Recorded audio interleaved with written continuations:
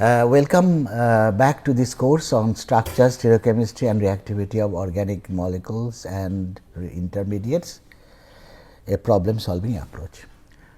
Now, today we will start a new topic, which is the topic 3 of this lecture series. Remember, topic 1 and 2 are basically dealt with the stereochemistry of the various stereochemical nomenclature systems, the symmetry elements, the point groups, the conformation analysis of bicyclic and tricyclic cyclohexanes, absolute configuration assignment of axial, helical and planar chirality, those type of stereochemical issues we have discussed. Now, the topic 3 is basically comes to that whatever we have written earlier. The question is, how do people determine the structure of any molecule, especially of a chiral molecule, because chirality gives an opportunity, an extra opportunity to get some information based on the chiral nature of the molecule. Okay. So, basically this topic is structure determination of chiral molecules. Chiro-optical properties, I will explain what is this chiro-optical properties, and ORD and CD, the full name is optical rotatory dispersion and circular dichroism, cotton effect, axial haloketone rule, octant rules, and determination of, or basically application of these rules and the sign of the cotton effect in determination of the conformation and configuration of molecules. Okay. And we will do some problem solving, by the way. Now, let us start from the very beginning of stereochemistry, where it was shown that some molecules are there which can rotate the plane of plane polarized light, okay. Either in the right hand direction, in the clockwise direction or anti-clockwise direction. Okay. So, question is, if we go to the little bit deeper, that what is the what is meant by a plane polarized light. Okay. I think that is also known to you, that plane polarized light is basically the light where the light where the vibrations, like the say light is an electromagnetic wave. So, you have to just electric component and the magnetic component. So, an electric vector and a magnetic vector which are making at right angles to each other. So, if we consider the electric vector, what happens, the electric vector vibrates in a plane, in a particular plane, and not all different planes that are possible when light travels, and the traversed path, you can have several perpendicular arrangements or perpendicular planes possible, but ordinary light, the vibrations are taking place in all directions which are perpendicular to the direction of the propagation of the light. But in plane polarized light, the vibrations are taking place in particular plane, that is why it is called plane polarized light. Okay. Now, these vibrations means the electric vector vibrations, and that is occurring in a plane, and so also the magnetic vector. Okay. So, we are mainly we will take the electric vector as our subject of discussion. Okay. So, the electric vector is vibrating in a plane, that is what is called plane polarized light. Okay. If we go into little deeper, the other name of plane polarized light is called is what is called linearly polarized light.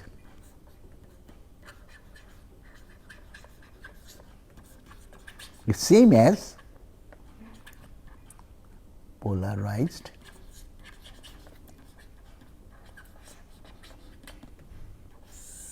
or abbreviated as LP. Okay. This is same as I said, our plane polarized light.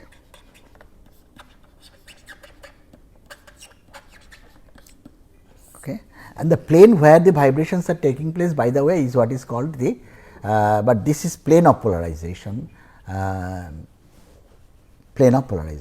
Okay. Actually, what is found that linearly polarized light is nothing but a combination of two circularly polarized light. Circularly polarized light means that when light travels from, say, from here to there, this direction, then you can have two components of the light of this linearly polarized light. There are two components. There are one where the light, the electric vector, the tip of the electric vector is vibrating and proceeding in a clockwise direction. Okay. And that is what is called right circularly polarized light, RC, right circularly polarized light, RCP. And that is one component of linearly polarized light. The other component is where the oscillations are taking place in an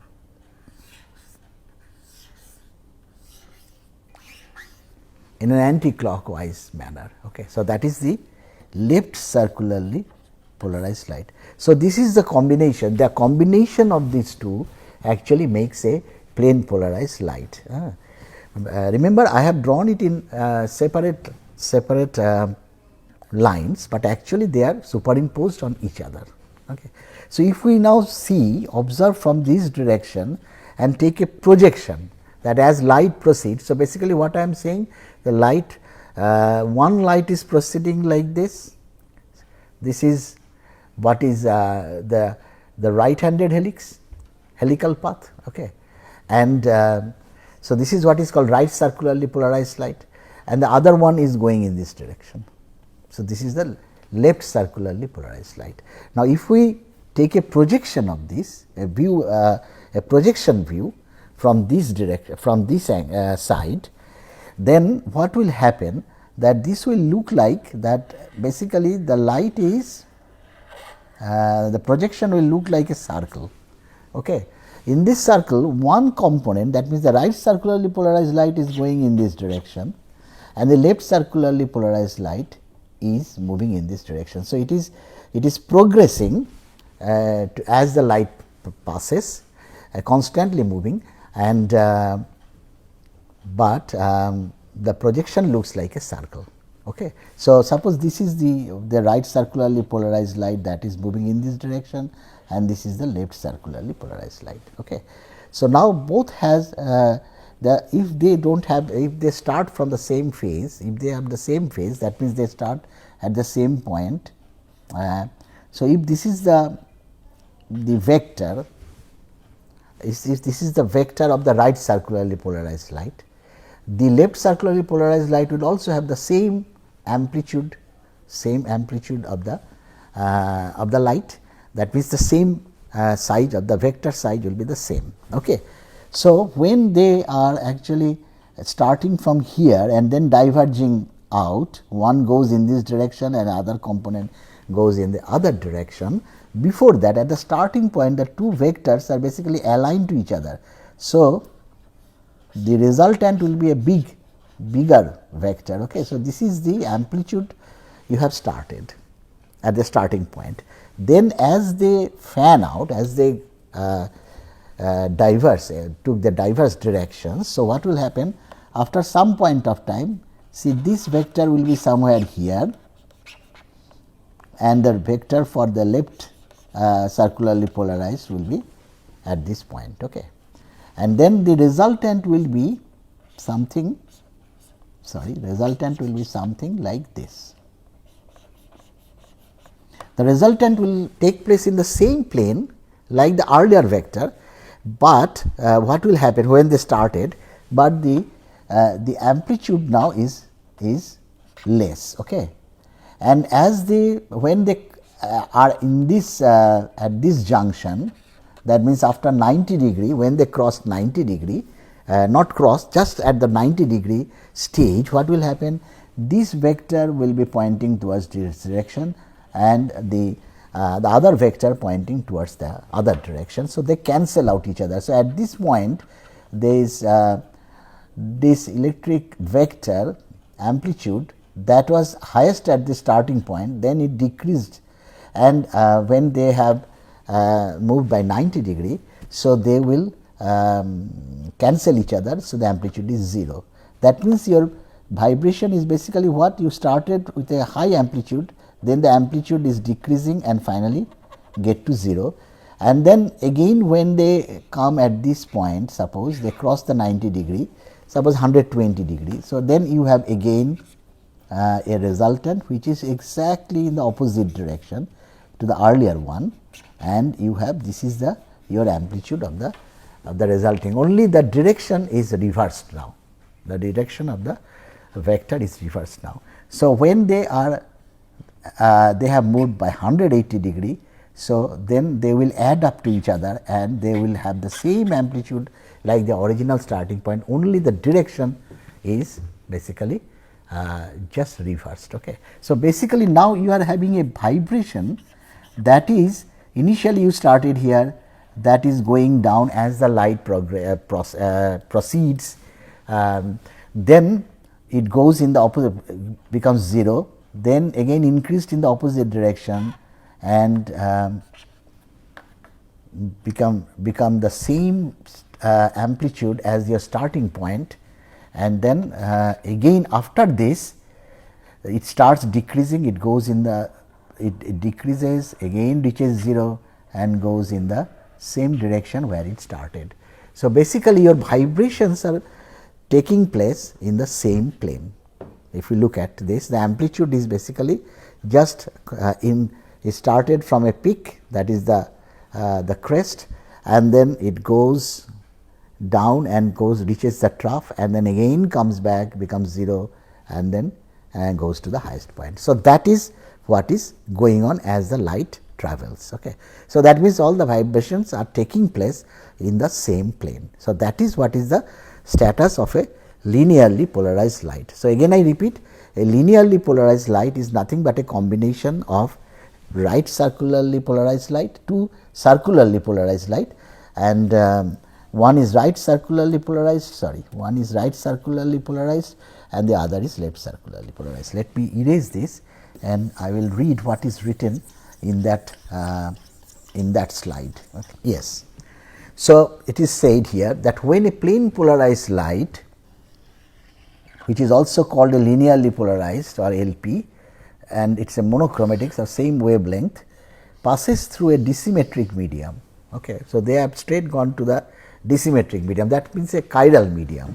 If it passes through a chiral medium, then what happens? The plane of polarization gets rotated. Okay. That is what gives the optical activity, and you can measure what is called the specific rotation of a particular disymmetric medium or a disymmetric molecule. Okay. Now, the plane of polarization rotates, giving an optical rotation, that we all know. This optical rotation is what is called chiro-optical property, because chirality is now connected to the light, okay, a special form of light, plane polarized or linearly polarized light. So, this property of showing rotation when plane polarized light passes through a disymmetric medium is what is called chiro-optical property, exhibited by nearly all chiral molecules. Okay. Why nearly? Because some chiral molecules are may have very low rotation, that is one possibility, or sometimes they, like non-resolvable DLPR, they go from one form to the other, cancelling out the rotation. Okay. So, that is possible. Now, two enantiomers we know exhibit optical rotations equal in magnitude, but opposite in sign. That is our previous basic knowledge about optically active compounds. Okay. Now, here it is said, what I have said, the electric vector E of an LP wave oscillates in the xy plane. So, xy plane oscillates in the xy plane, provided you have means your, let me see whether x oscillates in the xy plane. So, if this is suppose x, this is your y and this is your, it is progressing in this z direction. So, the light is basically oscillating in the xy plane, okay, which is perpendicular to this z. Okay. So, it is going like this. Okay. So, it is oscillating in the xy plane along the direction of propagation. The LP wave is the resultant of two chiral components, a right circularly polarized light or ray and a left circularly polarized light. Remember, when I talk about circularly polarized, this is basically taking a helical pattern. One ray of light goes in a clockwise direction, but in a helical fashion. Okay, and a helix has an inbuilt chirality. So, this polarized right circularly polarized light is itself chiral, left circularly polarized light is also chiral. Okay. So, basically linearly polarized light is a combination of two chiral entities, right and left circularly polarized light. And as I have shown that when you superimpose and if you draw that vector diagram, if you draw a projection and then draw the vector diagram, you see that the vector oscillates, it increases in the highest at the starting point, then it goes down to 0, then goes in the opposite direction, just like your a sinusoidal wave, okay, just like an wave. So, so basically we can write that a RCP plus LCP is what makes the linearly polarized ray. Okay. Now, because these two rays are itself chiral. Okay. So, when a linearly polarized light passes through a chiral medium, so what happens? You have a interaction of the right circularly polarized light, that is a chiral entity, with this chiral medium, and you have an entity left circularly polarized light which is interacting with this chiral entity. Okay. So, you have two different interactions. Okay. One is right circularly polarized light and the chiral entity, another is left circularly polarized light, but the same chiral entity. So, what is this relationship between these two interactions? They are diastereomeric relationship, okay. Because your chiral entity remains the same type of configuration here. So, basically you are having a diastereomeric interaction when between right circularly polarized and the chiral entity and the left circularly polarized and the same chiral entity. Okay. So, that gives the same diastereomeric interaction. So, because they have diastereomeric interaction, so there are now these two, so there are basically this light will have a different ultimate, the result of that interaction will be different for right and left circularly polarized light. Now, what is the result of this interaction? There are two things that can happen when light passes through a medium. One is absorption, the light gets absorbed, and another is the light gets slowed down because of higher refractive index as compared to the refractive index in air. Okay. So, light gets slowed down.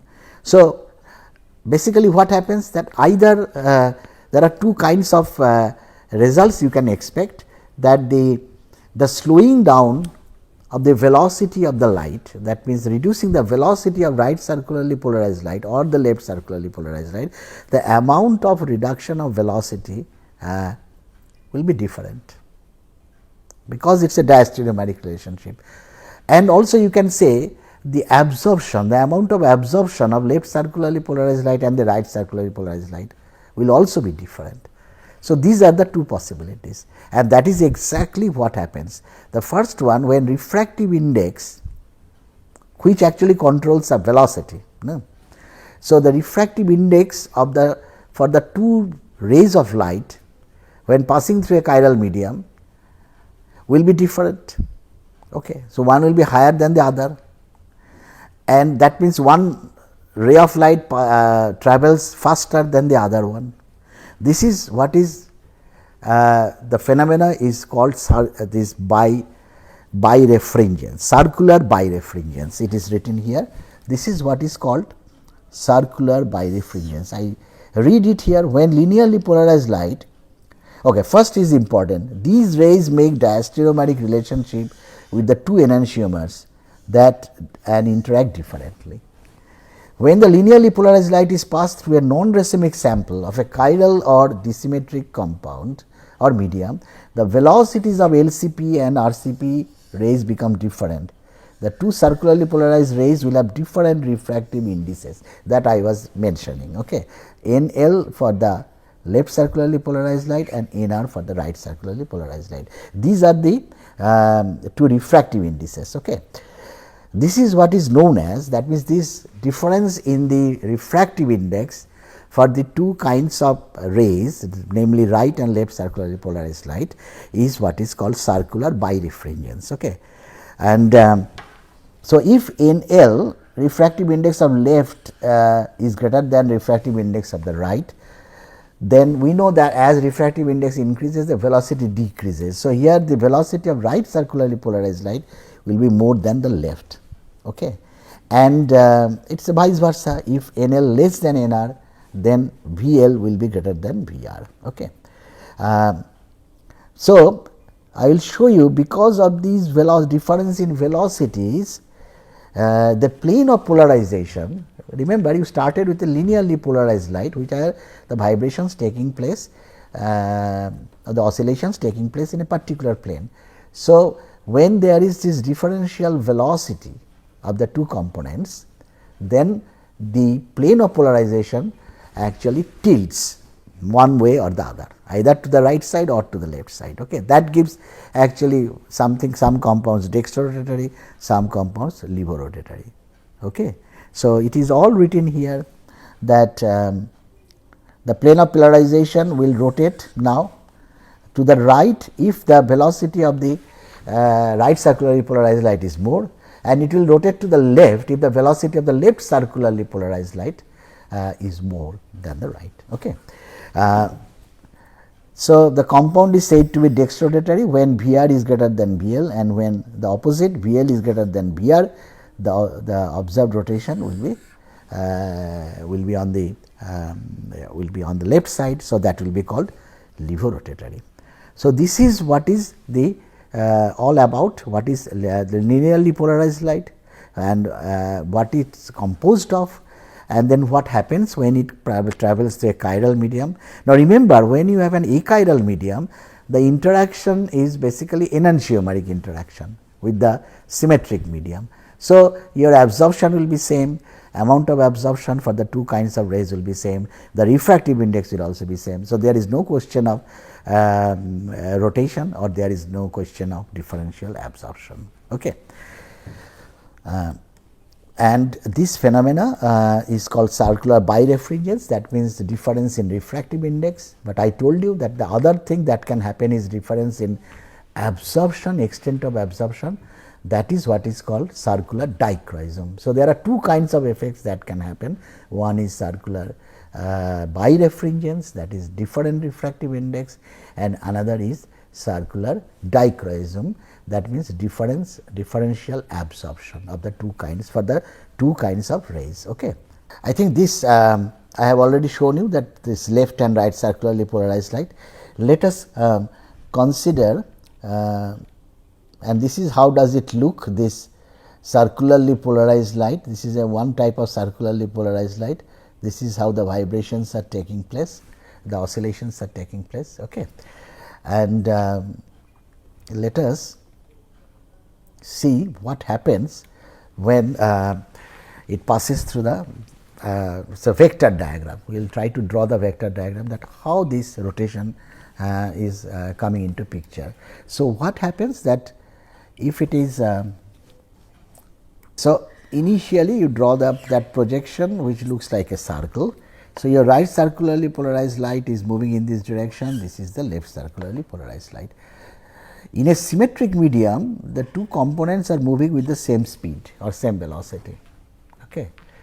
In the so, what happens when it passes through a chiral medium? Suppose the right circularly polarized light is moving faster. So, your starting point there at this is the the vector. Okay. So, when one of the component moves faster, suppose this, and this is still lagging behind, this is suppose the vector is at this point. So, here the velocity of the right circularly polarized light is more than the left, that means the refractive index for the right circularly polarized light is less than the left circularly polarized light. So, the resultant will be something like this. So, the resultant gets shifted. Okay. The resultant gets shifted, and that is the reason why you see rotation. Okay. And the rotation will be more as it crosses the medium. Okay. If it crosses if the length of the medium is more, that means there will be more rotation of this plane of polarization. Okay. So, basically what I am saying that suppose then this will come here and that lags behind, that is will be here. So, again now you have this, you draw the, so it is now moving towards the right. So, that is the dextrorotatory case. Okay. And the levorotatory case is exactly the opposite way, the VL will be more than VR. So, that is the cause of the rotation. And when you have differential absorption, then what happens? The velocity remains the same. So, this is your starting point, velocity remains the same, but one is absorbed more than the other. Suppose this is absorbed and that is not absorbed much, okay, the left one. So, now what will happen?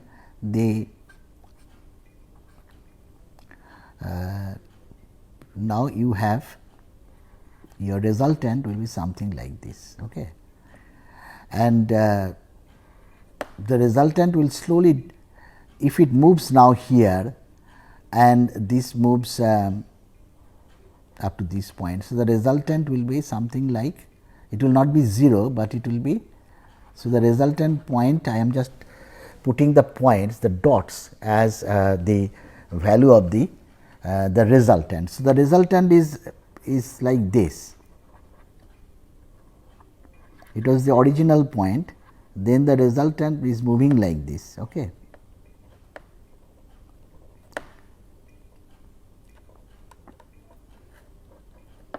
So, this is how the resultant, the tip of the resultant moves. So, basically it is now following a what is called an elliptical path. Okay. So, actually this will be, sorry, this will be like this, elliptical path. Huh? So, that is the that is how the light will look like. Okay. So, that is basically happening because of differential absorption. Okay. So, the light is said to be now elliptically polarized, because it is no longer linearly polarized, it is elliptically polarized light. Okay. So, you can, so how much is the difference in the absorption, that will be reflected by the ellipticity. Okay. Ellipticity of the ellipse, that is which is the resultant of this differential absorption, because it is now having an elliptical path. Okay. So, earlier it was going in a circular path like this, now it will follow this elliptical path. Okay. So, it is no longer circular, and this elliptical path is basically the differential absorption gives the ellipse, and how much is the elliptical pattern, which is governed by what is called ellipticity. Ellipticity, and the like major axis, minor axis. Okay. And that will actually vary from compound to compound, the amount of ellipticity. Okay. But this is what is the phenomena of circular dichroism. Okay.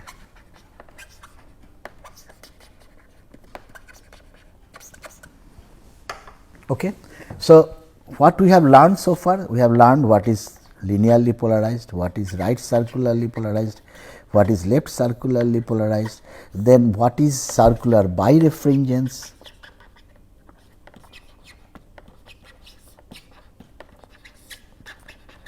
what is circular dichroism, and the cause of rotation and cause of elliptically polarized light, how elliptically polarized light are generated. Okay. So, these are the things that we have discussed. Okay. Now, let us consider the circular birefringence, which is the cause for giving rotation, that the plane of plane polarized light shifts either to the right or to the left. Okay. Now, what happens that usually you know that every compound is a chiral compound is characterized by what is called specific rotation. Specific rotation, and specific rotation is denoted by alpha d. Okay. Now, what is this, and then have a temperature also, because specific rotation is dependent on temperature, and the most importantly it is dependent on the wavelength of light that is used to measure the rotation. Okay.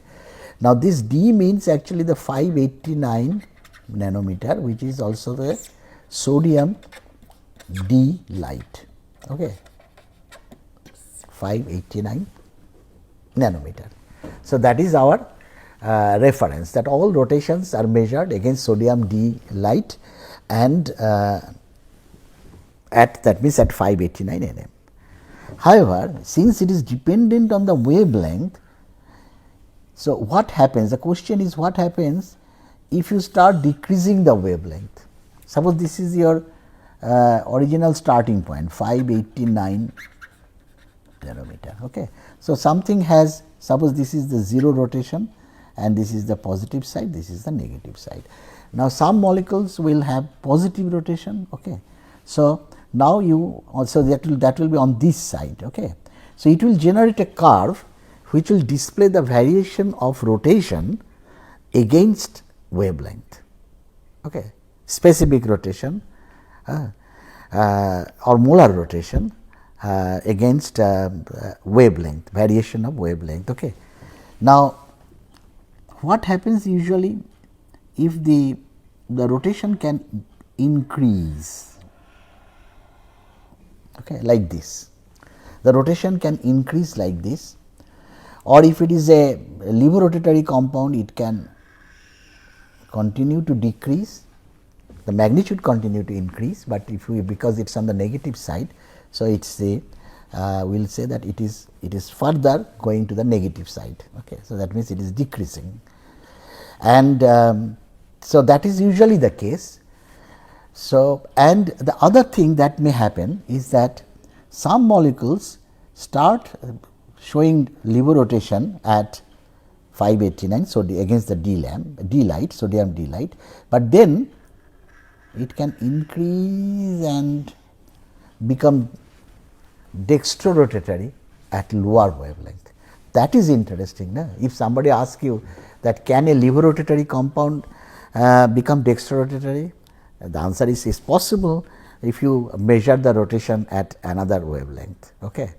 So, there are some compounds which start with the levo-rotation, and then as you decrease the wavelength, it becomes dextrorotatory, or vice versa, starts as a dextrorotatory and becomes levorotatory.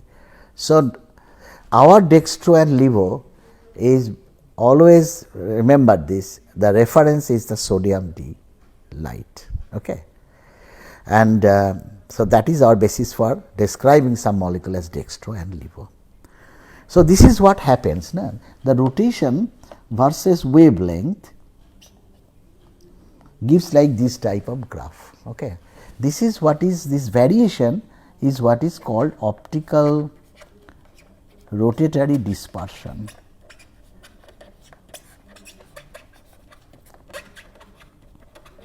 Rotatory dispersion. Okay. This is one aspect. The other aspect is this is what, this curve is what is called plane curve. Now, this type of curve for a chiral compound is observed if you are observing the rotation within a wavelength range which falls outside the wavelength of absorption, because molecules absorb light, okay, because they have chromophores. Now, whether they have strong chromophores or weak chromophores, or at what wavelength they will absorb, that all depends on the type of bonds that it has, no? Whether it is a pi bond or it is a sigma bond, sigma sigma star absorption you are talking about, or transition sigma sigma star, or pi pi star, or n pi star, all these are possibilities. Okay. So, this type of plane curve is observed when you are measuring the rotation against wavelength, but this wavelength range falls outside the absorption range for that chiral molecule. Okay. So, the question is what happens then if it is if you are measuring the rotation at the wavelength or near the vicinity of the wavelength, what happens to the rotation, what happens to this curve, how the rotation varies with the wavelength, where the wavelength is at the absorption region. Okay. This is interesting. What happens here, that we see what is called an anomalous curve. That means, as you decrease the wavelength, as I said initially, you can have increase or decrease depending on the nature of the compound. Suppose it is increasing, but suppose this is your wavelength of absorption, that means the molecule is absorbing the light at this in this region, because you know UV spectroscopy, na, absorption leading to electron transition takes place in a narrow window. Okay. So, when you enter into that window where absorption is taking place, then what happens, that sometimes the absorption goes up and then goes down and then again goes up. So, this type of graph you can see.